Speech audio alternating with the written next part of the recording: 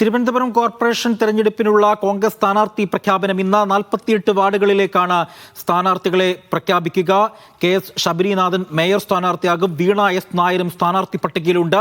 വൈകിട്ട് K മുരളീധരനാണ് സ്ഥാനാർത്ഥികളെ പ്രഖ്യാപിക്കുക. സീറ്റ് വിഭജന ചർച്ചകൾ അന്തിമഘട്ടത്തിലേക്കാണ്.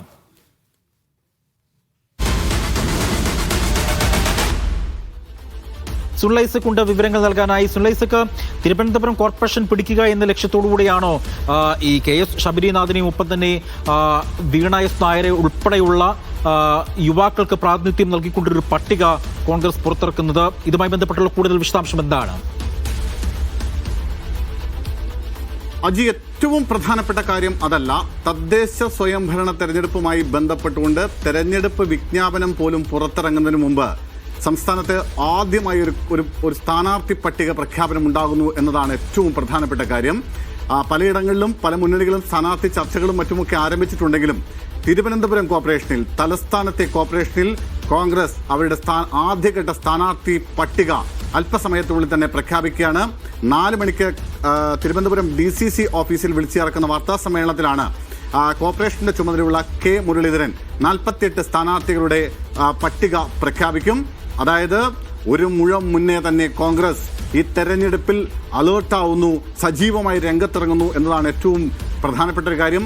സാധാരണഗതിയിൽ നമുക്കറിയാം, ഏത് തെരഞ്ഞെടുപ്പിലും കോൺഗ്രസിനെ സംബന്ധിച്ച് അവരുടെ മുന്നിൽ ഉണ്ടാവുന്ന ഏറ്റവും പ്രധാനപ്പെട്ട ഒരു കീറാമുട്ടി എന്ന് പറയുന്നത് സ്ഥാനാർത്ഥി നിർണയമാണ്. പക്ഷേ നേരത്തെ തന്നെ കോൺഗ്രസ് അതാത് വാർഡ് കമ്മിറ്റികളോട് സ്ഥാനാർത്ഥികളുടെ ആകാൻ സാധ്യതയുള്ള അല്ലെങ്കിൽ വിജയ സാധ്യതയുള്ള ആളുകളുടെ പട്ടിക നൽകാൻ നേരത്തെ തന്നെ ആവശ്യപ്പെട്ടിരുന്നു. ആ പട്ടിക കോൺഗ്രസിന്റെ DCC അടക്കം പരിശോധിച്ചു. പിന്നീട് വീണ്ടും വാർഡ് തലത്തിൽ അത് സംബന്ധിച്ച ചർച്ചകൾ നടന്നു. ആ ചർച്ചകൾക്ക് ശേഷമാണ് ഒരു 48 ഇടത്തേക്ക് അന്തിമ സ്ഥാനാർത്ഥി പട്ടിക തയ്യാറായിരിക്കുന്നത്. അതിന്റെ അവസാനവട്ട ചർച്ചകൾ ഇപ്പോഴും DCC ഓഫീസിൽ തുടരുകയാണ്. എന്തായാലും 48 ഇടത്ത് സ്ഥാനാർത്ഥികളായിരിക്കുന്നു. ആ 48 സ്ഥാനാർത്ഥികളെ 4 മണിക്ക് തന്നെ പ്രഖ്യാപിക്കും.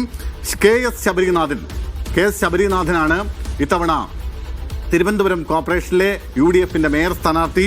കവടിയാർ വാർഡിൽ നിന്നാണ് KS ശബരിനാഥനെ മത്സരിപ്പിക്കാൻ തീരുമാനിച്ചിരിക്കുന്നത്. നേരത്തെ വട്ടിയൂർക്കാവ് നിയമസഭാ മണ്ഡലത്തിൽ UDFന്റെ സ്ഥാനാർത്ഥിയായിരുന്ന വീണ S നായരും ഈ പുതിയ ലിസ്റ്റിലുണ്ട്. എന്തായാലും 50 അടുത്ത് പ്രഖ്യാപനം നടത്താനായിരുന്നു തീരുമാനിച്ചിരുന്നത്. പക്ഷേ ഈ സീറ്റ് വിഭജനം സംബന്ധിച്ച കാര്യങ്ങളിൽ ചെറിയൊരു ധാരണ ഇപ്പോഴും പൂർണ്ണമായി ധാരണയിൽ എത്തിയിട്ടില്ല. 50-ൽ കൂടുതൽ സീറ്റുകൾ കോൺഗ്രസ് ആവശ്യപ്പെടുന്നുണ്ട്. പക്ഷേ 50 സീറ്റുകളിൽ കോൺഗ്രസ് ബാക്കിയുള്ളത് ഘടകകക്ഷികൾക്ക് എന്ന നിലപാടിലാണ് ഏറ്റവും ഒടുവിൽ നടന്ന ചർച്ചയിൽ പോലും തീരുമാനത്തിലേക്ക് എത്തിയിരിക്കുന്നത്. പക്ഷേ ഒരു അന്തിമ ധാരണ ഇന്ന് തന്നെ ആവും എന്നൊരു പ്രതീക്ഷ കൂടി നേതാക്കളുമായി സംസാരിക്കുമ്പോൾ പങ്കുവെക്കുന്നുണ്ട്. അങ്ങനെയാണെങ്കിൽ നാളെ തന്നെ കോൺഗ്രസിന്റെ ബാക്കിയുള്ള സ്ഥാനാർത്ഥികളെയും പ്രഖ്യാപിക്കാൻ പറ്റും എന്ന ആത്മവിശ്വാസം കൂടി കോൺഗ്രസിന്റെ നേതാക്കൾ മുന്നോട്ട് വയ്ക്കുന്നുണ്ട്. തിരുവനന്തപുരം ഇത്തവണ അനുകൂലമായ സാഹചര്യമുണ്ടെന്നാണ് കോൺഗ്രസ് വിലയിരുത്തുന്നത്.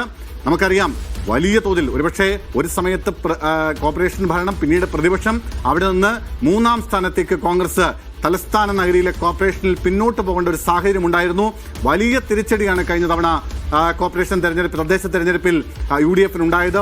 10 സീറ്റിലേക്ക് കോൺഗ്രസ് താഴേക്ക് പോകുന്ന ദയനീയമായ സാഹചര്യമുണ്ടായി. അത് വലിയ തോതിൽ പാർട്ടിയുടെ സംഘടനാ സംവിധാനത്തിൽ തന്നെ ഉണ്ടായ പ്രശ്നങ്ങളുടെ ഭാഗമായിട്ടാണ് അത്തരത്തിൽ വലിയ തിരിച്ചടി ഉണ്ടായതെന്ന വിലയിരുത്തലായിരുന്നു കോൺഗ്രസിനുണ്ടായിരുന്നത്. എന്തായാലും ഇത്തവണ അനുകൂലമായൊരു സാഹചര്യമുണ്ടെന്ന് കോൺഗ്രസ് വിലയിരുത്തുന്നു.